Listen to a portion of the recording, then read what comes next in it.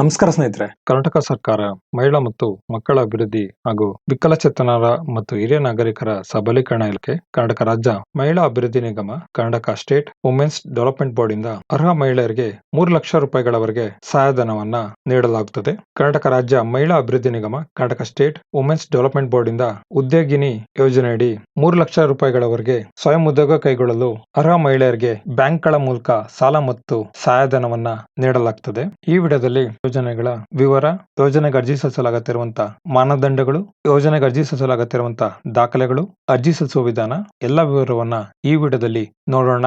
ವಿಡಿಯೋನ ಪೂರ್ಣವಾಗಿ ನೋಡಿ. ನಮಸ್ಕಾರ ಸ್ನೇಹಿತರೆ, ಟೆಕ್ ಗುಬ್ಬಿ ಯೂಟ್ಯೂಬ್ ಚಾನಲ್ಗೆ ಸ್ವಾಗತ. ಯಾರೆಲ್ಲ ಇನ್ನ ಚಾನಲ್ಗೆ ಸಬ್ಸ್ಕ್ರೈಬ್ ಆಗಿಲ್ಲ, ದಯವಿಟ್ಟು ಚಾನಲ್ಗೆ ಸಬ್ಸ್ಕ್ರೈಬ್ ಆಗಿ ಹೊಸ ವಿಡಿಯೋಗಳ ನೋಟಿಫಿಕೇಶನ್ಗಾಗಿ ಬೆಲ್ ಐಕಾನ್ನ ಪ್ರೆಸ್ ಮಾಡೋದನ್ನ ಮರಿಬೇಡಿ. ಕರ್ನಾಟಕ ಸರ್ಕಾರ, ಗೌರ್ಮೆಂಟ್ ಆಫ್ ಕರ್ನಾಟಕ ಮಹಿಳಾ ಮತ್ತು ಮಕ್ಕಳ ಅಭಿವೃದ್ಧಿ ಹಾಗೂ ವಿಕಲಚೇತನರು ಮತ್ತು ಹಿರಿಯ ನಾಗರಿಕರ ಸಬಲೀಕರಣ ಇಲಾಖೆ, ಕರ್ನಾಟಕ ರಾಜ್ಯ ಮಹಿಳಾ ಅಭಿವೃದ್ಧಿ ನಿಗಮ, Karnataka state women's development board ಇಂದ ವಿವಿಧ ಯೋಜನೆಗಳಿಗೆ 2025-26ನೇ ಸಾಲಿನಲ್ಲಿ ಅರ್ಜಿಯನ್ನ ಆಹ್ವಾನಿಸಲಾಗಿದೆ. ಯೋಜನೆಗಳ ವಿವರವನ್ನ ನೋಡೋಣ.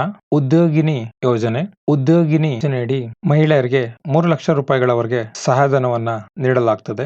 ಆರ್ಥಿಕವಾಗಿ ಹಿಂದುಳಿದ ಮಹಿಳೆಯರನ್ನು ಸಾಮಾಜಿಕವಾಗಿ ಹಾಗೂ ಆರ್ಥಿಕವಾಗಿ ಸಬಲೀಕರಣಗೊಳಿಸಲು ನೆರವಾಗುವುದು ಈ ಯೋಜನೆಯ ಉದ್ದೇಶವಾಗಿರುತ್ತದೆ. ಮಹಿಳೆಯರು ವ್ಯಾಪಾರ ಮತ್ತು ಸೇವಾ ಕ್ಷೇತ್ರಗಳಲ್ಲಿ ಸ್ವ ಉದ್ಯೋಗ ಪ್ರಾರಂಭಿಸುವುದರ ಮೂಲಕ ಆರ್ಥಿಕ ಅಭಿವೃದ್ಧಿ ಹೊಂದಲು ಅನುಕೂಲವಾಗುವಂತೆ ಆರ್ಥಿಕ ಚಟುವಟಿಕೆಗಳಲ್ಲಿ ತೊಡಗಿಸಿಕೊಳ್ಳಲು ಇಚ್ಛಿಸುವ ಮಹಿಳೆಯರಿಗೆ ಬ್ಯಾಂಕ್ಗಳ ಮೂಲಕ ಸಾಲ ಮತ್ತು ಕರ್ನಾಟಕ ರಾಜ್ಯ ಮಹಿಳಾ ಅಭಿವೃದ್ಧಿ ನಿಗಮದಿಂದ ಸಹಾಯಧನವನ್ನ ಬ್ಯಾಕ್ ಎಂಡ್ ಸಬ್ಸಿಡಿ ನೀಡುವ ಮೂಲಕ ಮಹಿಳೆಯರನ್ನ ಆರ್ಥಿಕವಾಗಿ ಸಶಕ್ತರನ್ನಾಗಿ ಮಾಡುವ ಉದ್ದೇಶದಿಂದ ಈ ಯೋಜನೆಯನ್ನು ಅನುಷ್ಠಾನಗೊಳಿಸಲಾಗಿದೆ. ಉದ್ಯೋಗಿನಿ ಯೋಜನೆಯಡಿ ವಿಶೇಷ ವರ್ಗ ಹಾಗೂ ಸಾಮಾನ್ಯ ವರ್ಗದ ಮಹಿಳೆಯರಿಗೆ ಸಾಲದ ಗರಿಷ್ಠ ಮಿತಿಯನ್ನು ರು 1 ಲಕ್ಷದಿಂದ 3 ಲಕ್ಷಗಳಿಗೆ ಸಹಾಯಧನದ ಮೊತ್ತವನ್ನ ಬ್ಯಾಂಕ್ಗಳ ಮಂಜೂರು ಮಾಡುವ ಸಾಲದ ಮೊತ್ತ ಶೇಕಡ 30ರಷ್ಟು ಸಹಾಯಧನವನ್ನ ನೀಡಲಾಗುತ್ತದೆ. ಪರಿಶಿಷ್ಟ ಜಾತಿ ಮತ್ತು ಪರಿಶಿಷ್ಟ ಪಂಗಡದ ಮಹಿಳೆಯರಿಗೆ ಯೋಜನಾ ವೆಚ್ಚ ಕನಿಷ್ಠ 1 ಲಕ್ಷ, ಗರಿಷ್ಠ 3 ಲಕ್ಷ ಸಹಾಯಧನ ಶೇಕಡ 50ರಷ್ಟನ್ನು ನೀಡಲಾಗುತ್ತದೆ.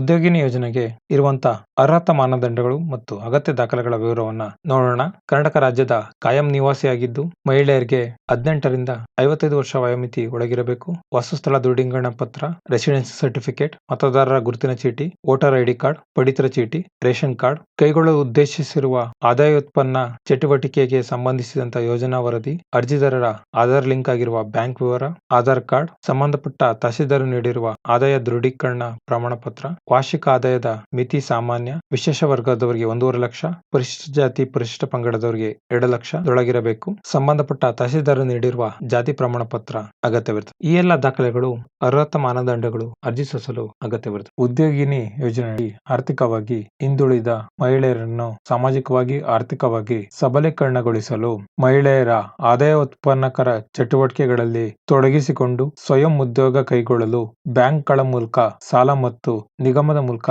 ಸಹಾಯಧನವನ್ನ ನೀಡಲಾಗುತ್ತದೆ. ಗರಿಷ್ಠ 3 ಲಕ್ಷ ರೂಪಾಯಿಗಳವರೆಗೆ ಸಹಾಯಧನವನ್ನ ನೀಡಲಾಗುತ್ತದೆ. ಅರ್ಹ ಮಹಿಳೆಯರು ಉದ್ಯೋಗಿನಿ ಯೋಜನೆಯಡಿ ಅರ್ಜಿ ಸಲ್ಲಿಸಿ 3 ಲಕ್ಷ ರೂಪಾಯಿಗಳವರೆಗೆ ಸಹಾಯಧನವನ್ನ ಪಡೆಯಬಹುದು. ವಿಶೇಷ ಸೂಚನೆ: ಅರ್ಜಿದಾರರು ತಮ್ಮ ಬ್ಯಾಂಕ್ ಖಾತೆಗೆ ಆಧಾರ್ ಸೀಡಿಂಗ್ ಮಾಡಿಸಿರಬೇಕು.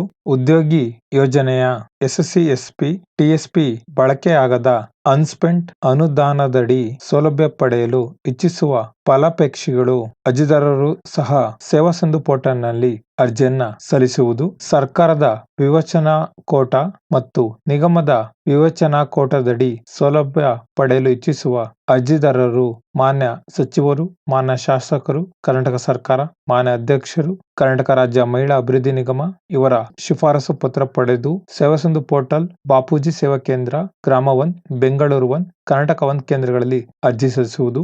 ಅರ್ಜಿ ಸಲ್ಲಿಸುವ ವಿಧಾನ: ಈ ಎಲ್ಲ ಯೋಜನೆಗಳಿಗೆ ಅರ್ಜಿಯನ್ನು ಫಲಾನುಭವಿಗಳು, ಅರ್ಜಿದಾರರು ಅಗತ್ಯ ದಾಖಲೆಗಳನ್ನ ಸಿದ್ಧಪಡಿಸಿಕೊಂಡು ನಿಮ್ಮ ವಾಸಸ್ಥಳ ಸಮೀಪದ ಸೇವಾ ಸಿಂಧು ಕೇಂದ್ರಗಳಲ್ಲಿ, ನಗರ ಪ್ರದೇಶದಲ್ಲಿ ಬೆಂಗಳೂರು 1, ಕರ್ನಾಟಕ 1, ಗ್ರಾಮೀಣ ಪ್ರದೇಶದಲ್ಲಿ ಗ್ರಾಮ 1, ಬಾಪೂಜಿ ಸೇವಾ ಕೇಂದ್ರಗಳಲ್ಲಿ ಆನ್ಲೈನ್ ಮೂಲಕ ಅರ್ಜಿಯನ್ನ ಸಲ್ಲಿಸುವುದು.